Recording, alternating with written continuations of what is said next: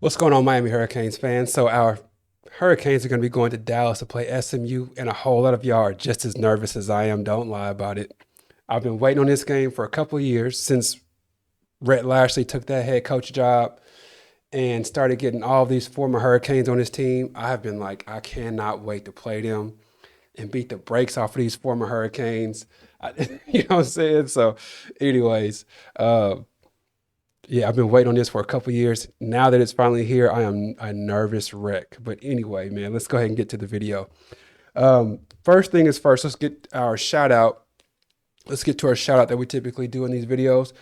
The guy that I'm thinking about today wore number 4 while playing for the Hurricanes. He was a 6'2" wide receiver from Miami Northwestern.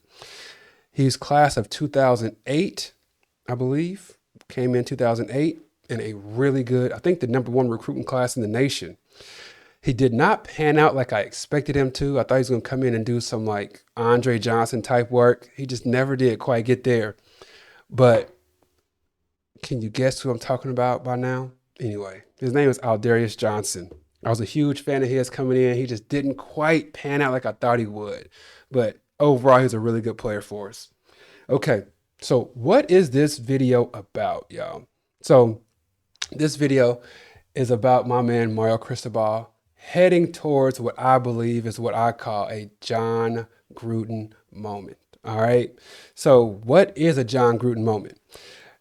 I'll explain that as I go. And I'm sure by the time this video is over, you will totally have a crystal clear vision of what I'm talking about. Okay.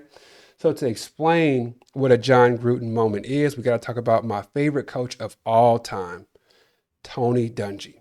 So I even have a couple of Tony Dungy books, believe it or not. Read both of them cover to cover, mainly because I just figured it could help me run my businesses better. I like his leadership style. He's been my favorite coach since he jumped on the scene with the Buccaneers in '96. I actually became a Buccaneers fan when they were white and orange back in 1994. I was 7 years old and I thought their logo was so cool. So that's how I became a Buccaneers fan, which is crazy, I know. So anyway, Tony Dungy is my favorite coach of all time. He coaches my favorite football team of all time. But let's start talk a little bit more about what I mean when I say a John Gruden moment. So to discuss that, we've got to go back to when Tony Dungy was coaching, which is he started in 1996. But a few years before that, they were trash. They were the Yuccaneers. They went 3-13 in 1991. They went 5-11, 5-11, 6-10, 7-9. So they were trash can, like bad football team. That's what they were known for, just being the Yuccaneers. So Tony Dungy took over in 1996 and they went 6-10. And then the year after that, they went 10-6. Every year from then on, they were at least relevant. Before that, they were just the laughing stock of the NFL. Once he took over, he established relevance to this team. They went 10-6. They won the playoffs. They won the wild card. And then they lost the divisional round against the Packers 21-7. They had the rookie of the year in Warwick Dunn that year. The year after that, they went 8-8, missed the playoffs. The following year, which is 1999, was a heartbreaker. I almost cried in this game, believe it or not. I was 12 years old. It was a heartbreaker. Anyway, so in 1999, they went to the playoffs. They beat the Redskins 14-13. And then they lost to the Rams. I still remember this game. They lost to the Rams 11-6. They had the defensive player of the year, Warren Sapp, that year. The year after that, in 2000, they went 10-6, went to the playoffs again, but they lost to the Eagles in the first round. And then his final year, in 2001, they went to the playoffs again, but they lost in the wild card to the Eagles once again. So, again, Tony Dungy took over a team that was trash, laughingstock, nearly an embarrassment, and then he had them in the playoffs just a couple years after he got there. Had them in the playoffs almost every year from then on. Actually knocked on the door to go into the Super Bowl one of those years. The problem is he had a certain game plan, a certain philosophy that he was not willing to change. Are y'all starting to get where I'm going with this whole thing? Is this making sense a little bit? Had this philosophy where he would have offense out there that was super conservative. hand the ball off twice, nice safe pass on third down. If we don't get it, it's cool. Let's punt it away and let's be ultra aggressive on defense with John Lynch, and Rondé Barber, and Derek Brooks, and Warren Sapp. Be ultra aggressive with all those guys. Then once again, when the offense gets back out there, super conservative, but let's go ahead and be extra aggressive with their defense. That was his philosophy. Run the football right up the middle with Warwick Dunn, an undersized running back, and be ultra aggressive on defense. Same philosophy. It helped him go from an embarrassment to someone that's a perennial playoff contending team every single year. But he never could get over the hump, mainly because he was so consistent with, or he was so comfortable winning 6-3, 11-5. Like these weird games where we'd give up a safety, they would give up a safety. We get 3 field goals, they get 1 field goal. 11-5, we win. Like that kept happening with the Bucs. So eventually, people around the league, people on ESPN, they start saying, he's got all this talent over there, but he's not able to produce a Super Bowl with the way that he plays. That philosophy is not going to be the answer for a Super Bowl team. And eventually, they got rid of Tony Dungy, even though he brought them from an embarrassment to decently prominent, right? Even though he had that huge turnaround, they still got rid of him because they figured he wasn't handling this talent that he had correctly. And then they brought in John Gruden. John Gruden ended up focusing more on the offense, making it a little bit more high flying, started getting the ball to people like Keyshawn Johnson more.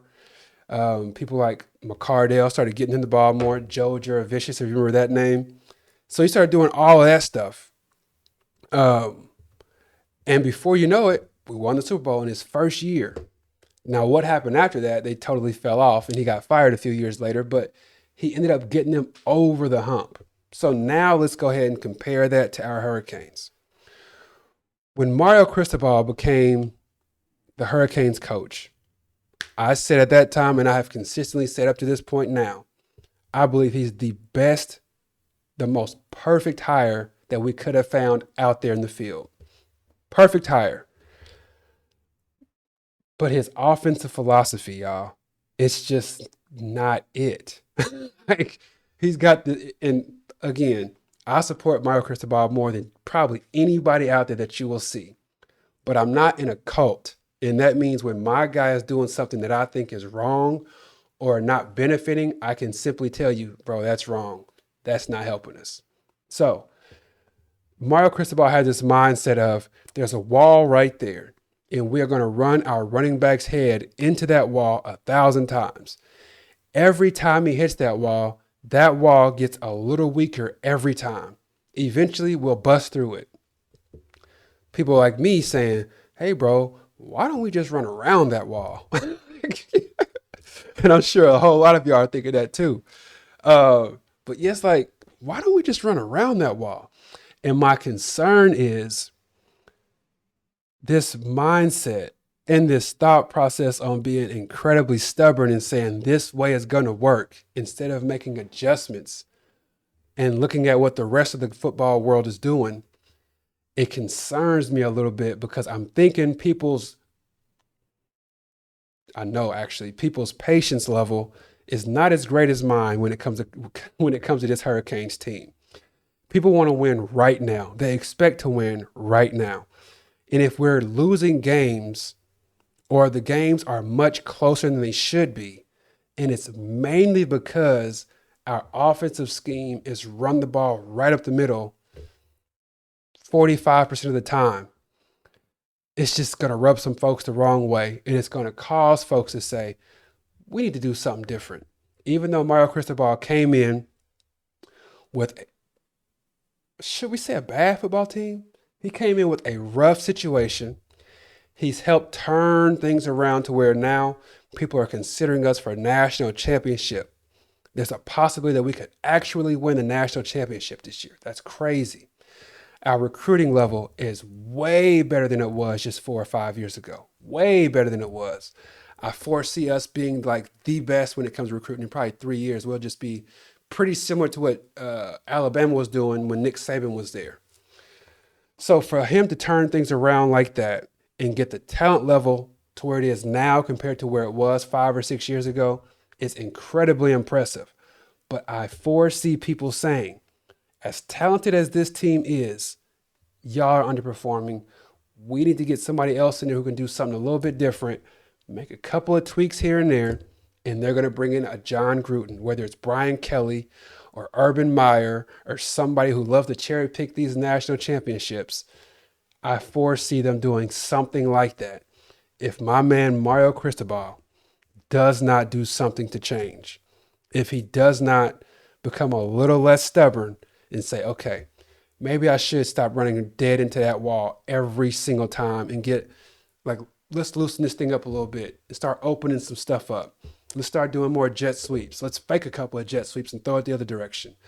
If we don't start doing a little bit more misdirections, we're going to consistently see what we've been seeing, which is games that we should win by 21, we only win by 7.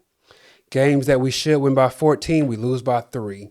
Like this kind of thing, it consistently happens. And I'm afraid that this John Gruden situation is a little closer than a whole lot of people think. I've been seeing stuff in the comment sections already. People saying, we need something different. We need somebody who's a little bit more imaginative. Like this is the same stuff that I heard on ESPN when Tony Dungy was getting fired. It's the same talk. So I'm saying, if I could talk to my man Mario Cristobal face to face, not on camera, not being recorded, I'd be like, hey man, check this out. You're gonna have to do something a little bit different. Like I know you got this philosophy that you tied to. I get it. I respect it. But we gotta make some quick tweaks to it, my man. Like what you're doing, it's not it. Like it's just not it. The games where we should be blowing people out, they're close. Why? Because we're running the ball right up the middle, and it's taking us 6 to 7 minutes to score each time we get the ball. There's nothing explosive happening. We got to do something a little different, my man. Because if you don't do something different, people are going to get tired of losing to Louisville, and they're going to ask for somebody like Urban Meyer to come and win the championship with your players in his first year because he was willing to make a couple of tweaks. It can and it will happen, I'm telling you. So that's how I talk to my employees. That's how I talk to my friends. I'm pretty straightforward and honest with folks. And that's the conversation I would love to have with Mario Cristobal. My man, if you don't change things, you're going to be the one that's changed around here. You got to do something different. Are we winning games? Yes, we are winning games. Should we be winning games more handily than we are? Absolutely, we should be. Should we have lost to some of these teams that we lost to? Heck no.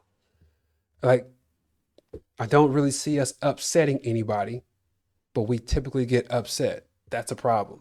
Like So again, I do support the heck out of Mario Cristobal. I still think that he is the best hire that we could possibly ask for. But he's just got to be willing to make some changes here and there. He's got to be willing to make some tweaks here and there. Or we're just going to continue running our head up against the wall and eventually not breaking through it. Like that's what happened against Louisville. So let me know your thoughts on that. Do you actually understand what I mean when I say John Gruden situation? I hope you understand what I'm saying, man, but it's closer than a lot of us think, I believe. So that's all that I got for you. Please do like the video, subscribe to the channel. We're going to continue growing this thing 1 like and 1 subscription at a time. Every like we get, every subscription we get helps me take care of my family even better. So I appreciate the support on that, y'all. All right. That's all that I got. I hope you have a good rest of the day. Take care. God bless. Peace.